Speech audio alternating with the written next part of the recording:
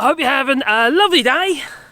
A little bit overcast. We had rain last night, so the soil is soft, but it's not sodden wet. So I thought, well, let's carry on with the rotavating, because yesterday I did a 3 minutes rotavating and I ran out of fuel. Yes, it's fuel, it's carbon fuels. Obviously I would prefer it was an EV, but it's not. It takes petrol, unfortunately. And yes, I could take a spade to the ground, but I have to be practical, because that's what this channel is about. Although I love to do things that are environmental, you know, as somebody who likes to look after the earth and the garden and stuff like that, I'm also a realist. And if we were going to bring people on board to start, well, maybe having a veggie plot or something like that, well, we have to try and make it easier for them, to encourage them to progress. Otherwise, what we're going to have is a load of people who put a spade in the ground and they start digging a plot over and decide, oh my god, this is like hard work, I'll go down to Tesco's instead. So anyway, we're going to carry on with the rotavating, and I do apologise, it is carbon fuels, but, you know, I don't have the time or the energy, or actually all the health, to be able to dig this over, so I'm using this machine instead. But first of all, we're going to start it. So to start it, this particular machine, it has no little pumpy primey thing, no like you do on some lawnmowers. All I have to do is, in this case, because it hasn't been started today at all, if it'd been running, I wouldn't have to put the choke on, so I'll put the choke on, and basically that blocks the carburetor off, so it forces the carburetor to suck the fuel, more fuel, into the carburetor to get it going. That's what somebody choke it, you see. Effectively, that's what you're doing, you're choking it from oxygen. Yeah. I should have done that. Well, also I just got to check that the throttle, in this case, is off the stop.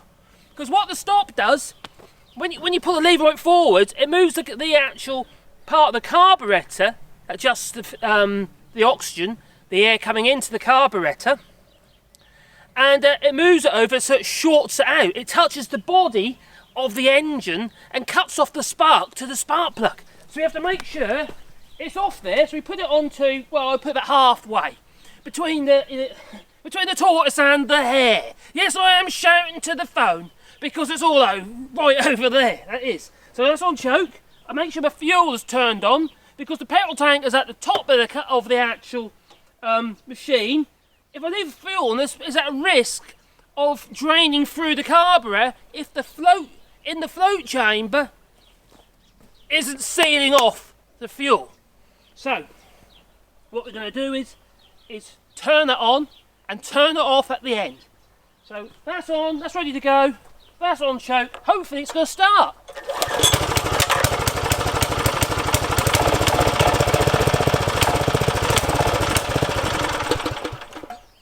And I pulled the choke off too soon, I hadn't had enough time to warm up, so I'm going to try again.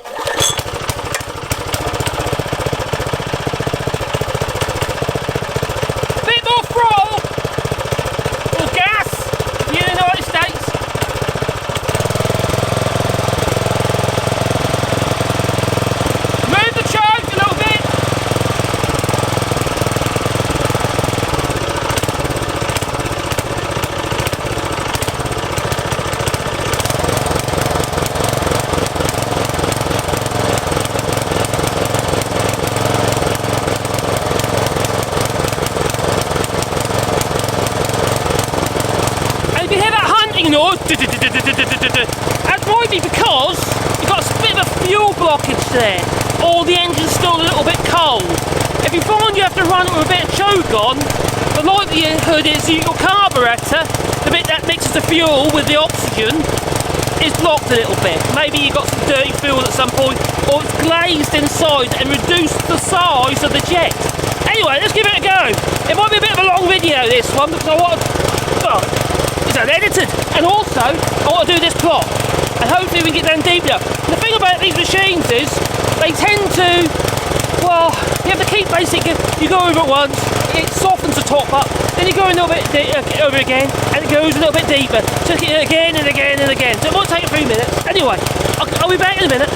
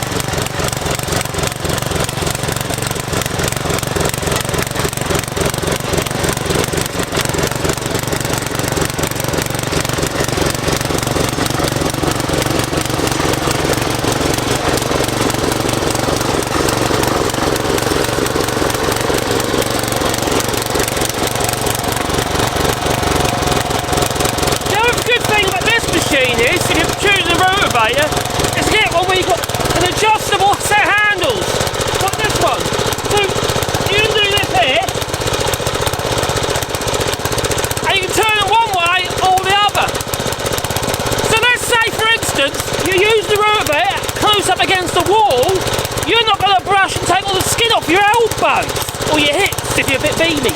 Yeah, so you need to use it like that. I don't need to, because I'm going straight. Yeah, I'm straight always. No, yeah, whatever. So, let me start with a crease like this. Carry on. This machine's quite good, it's got reverse on as well. Oh, it's luxury. You go backwards, as well as forwards.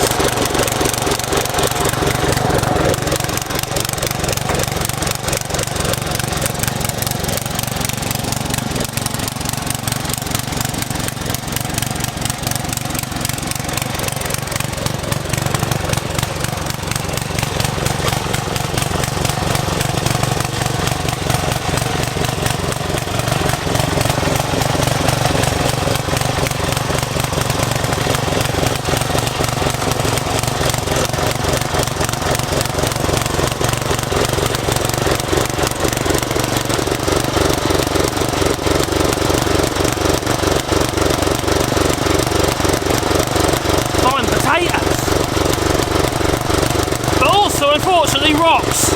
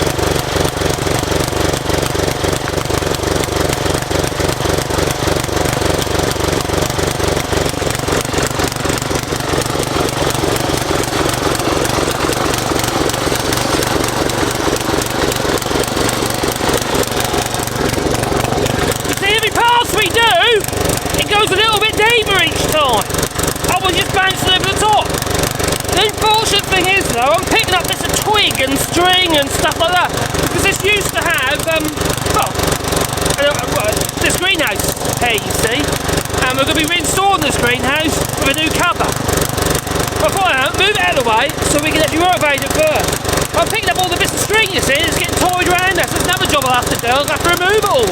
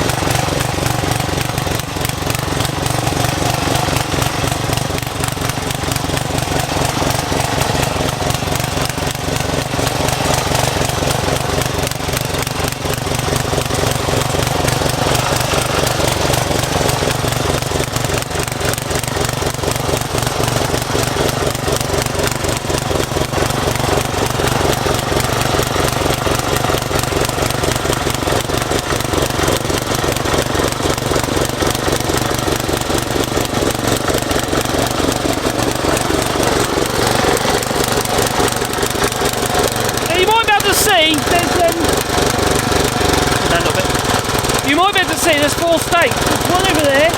There's one over here which you can't see. There's one behind me as well. Basically, they mark the 4 corners where the greenhouse is going to be going. So it gives you an idea where, there's a bit of wood basically checked on the ground. Give you an idea where the greenhouse is going to be sitting. We've also got to dig trenches around the greenhouse for the cover to be buried in the trench. And that's what holds the greenhouse down.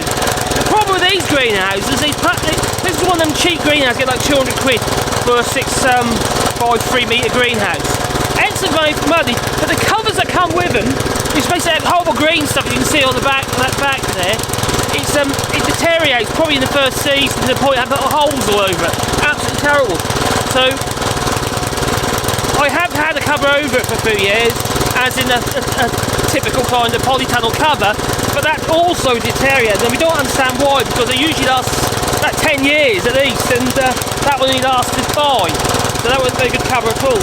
So it had to be replaced. So what we thought is we'll put the greenhouse, take it away, move it out of the way, so we can get it rotovated and bring it back again. But you've got to hold it into the ground, because those covers that come with them give you about that much spare. It's not enough. You need that much spare, so it can go in there, be buried into the ground to hold the greenhouse down. So many people have bought these greenhouses and they're blown away, end up in next door neighbour's garden or something. It's not a great idea, no. So you've got to make sure you hold it down.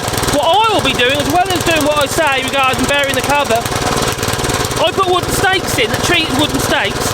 I say treated, well, I basically put them in the fire a bit, and it puts charcoal over it that helps preserve the wood. So any bugs in, they're all gone. So then I drive them in the ground with a post rammer, and then basically screw the frame to it, and it stabilises the whole structure. It works anyway. It works for us, so let's see what should work for you. Let's carry on.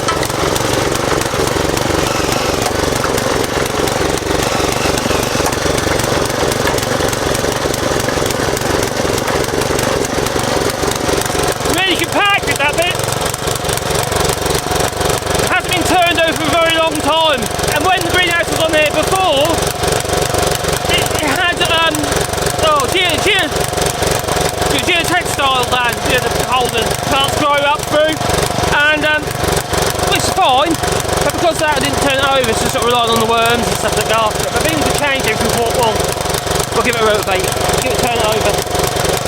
And still, I know it's still hard work, but it's done so easier than a spade. Honest!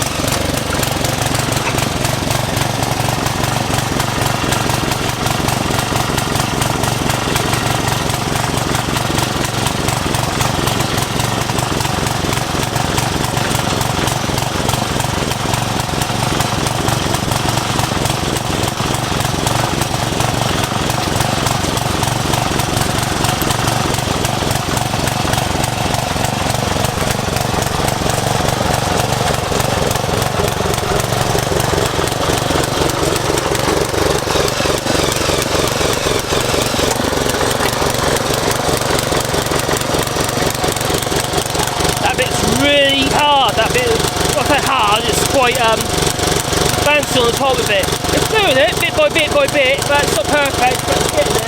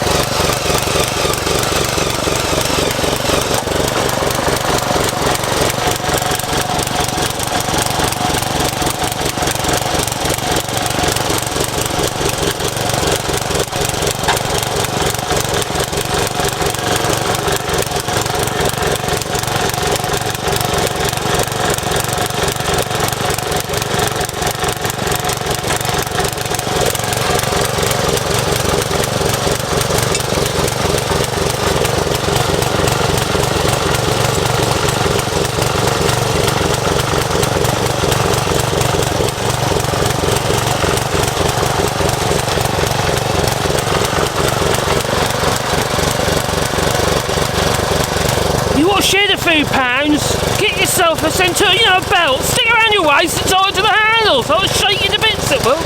Yeah, that's one way of doing it. Over that, I'll just not eat so much.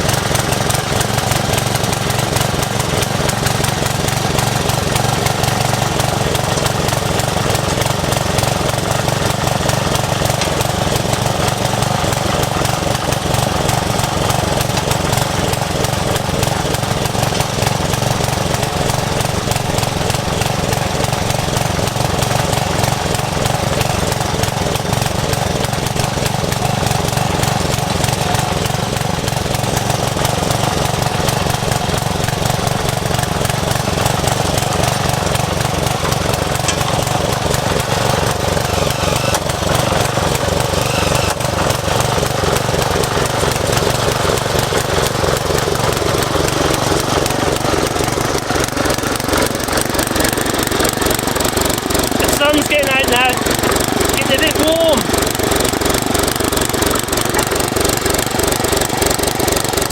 How long is the video?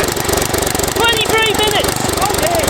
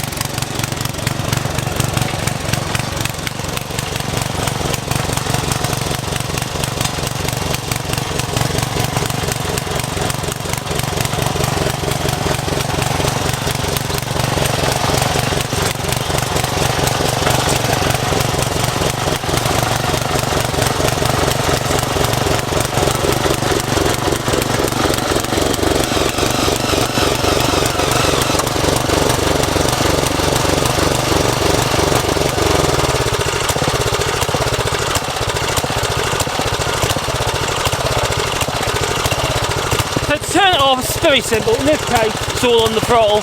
Basically, push the stick right forwards, and it'll go onto the stop mark, which is basically usually past where the tortoise is.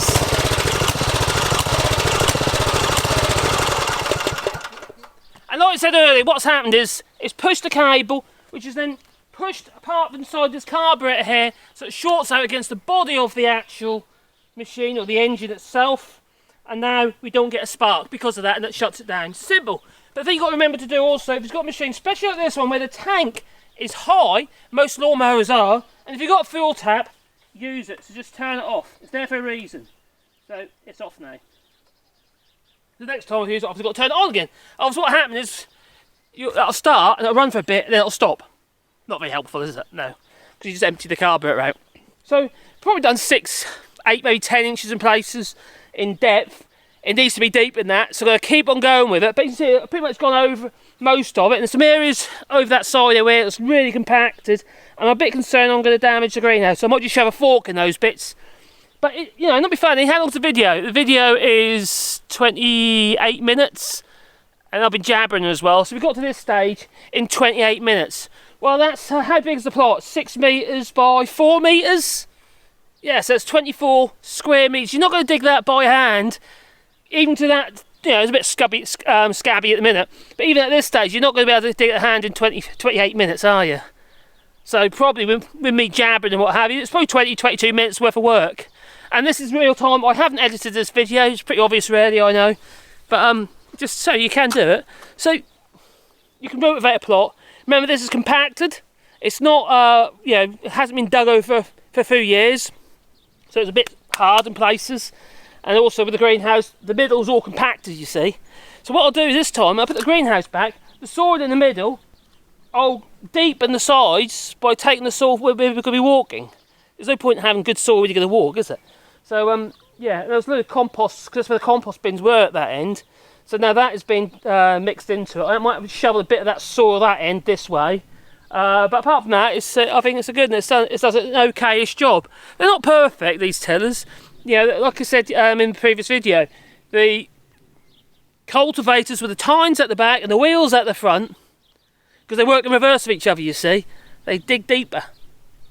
So as it's trying to pull forwards, it's actually, it's trying to work against it. So it pulls the soil up that way and scoops it out. So it'll dig deeper and quicker. They're much more efficient than a tiller. That thing I've got here is a tiller. And although it's fine for what we need on this site, yeah, it makes a lot of sense. Anyway, we're doing a rewilding here. And if you want a bit part of that, there's a GoFundMe link down below for which you can donate to the channel. Well, to the GoFundMe project, not to the channel, but to the GoFundMe, which is our rewilding project. And what we'll do is we'll plant a tree on your behalf. We've got 2 fields there, 2 sides, we've got 2 hectares of land, you see, we're planting trees on.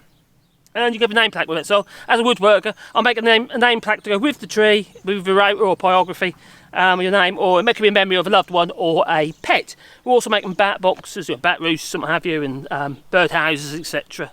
And also for the owls and that as well, which I made one the other day actually in the workshop. So yeah, it's quite a nice project. So if you want to be part of that, there's a link down below. And also you better follow us on that project on this channel. Now I want to revive the channel, but please boot the old like button, and we'll be uploading videos on a more regular basis, especially now that we're in the garden and trying to get the garden sorted out. I've got sorted these greenhouses out. I've got this one here, no one of them cheapy greeny type greenhouses. This one was purchased from, I think it was Amazon. It was like €200 for 2 6x3 metre greenhouses. Oh god, what a mistake that was. First little bit of a breeze, the whole thing just bends up. And that, you know, so what we've done is we've removed one half, which I've got a rotovate over there as well, just over there. But also we're going to obviously be planting that up, but we halved the greenhouse, so we just got made one good one out of the 2. But we're not actually putting a cover on this one, we're going to leave it open. We might mesh it because we've got all you know, thornless blackberries and stuff in there, so various other stuff. So it's going to be, that'll end up being our fruit cage eventually, as money allows us to buy the stuff, because even things like plastic all cost money, don't it? And you have to offset the costs against what you get from it. If it's just a hobby and you don't mind spending the money, that's fine, isn't it? You know, but if it's a way of saving some money, and well, then obviously it makes sense to be sensible at how you spend it. So later on in this another video, I'll be planting some leeks, because we've got our leeks now. They're ready for planting on. And normally I would do it by seed earlier in the season. This year I didn't. I just bought the actual, it didn't make any sense. It cost like €4 to buy what they call a bot of leeks ready to plant on. They're just like little, about that long, you know, and you just stick them in the ground basically. Yeah, pretty simple. Hole, nice deep holes, do it at the moment. And but the point is, it's not really cost effective for me to put all that effort in to save €4. You still got to buy the seed as well, you see. So you got to buy the seed. That could cost you about half of that just for the seed, couldn't it? Maybe €2 for a packet of seed. So it's all about balancing off your profit and loss. Where are the benefits? You know. And my view on this channel is that whatever I do on this channel, I want to try and make it so we actually there's also financial gain, because we're in a cost of living crisis, so it just makes sense to me. Anyway, I'm jabbering on again. I can't help myself. I really can't. So I'll be in another video. So I'm going to say ta-ta, and please boop the old like button.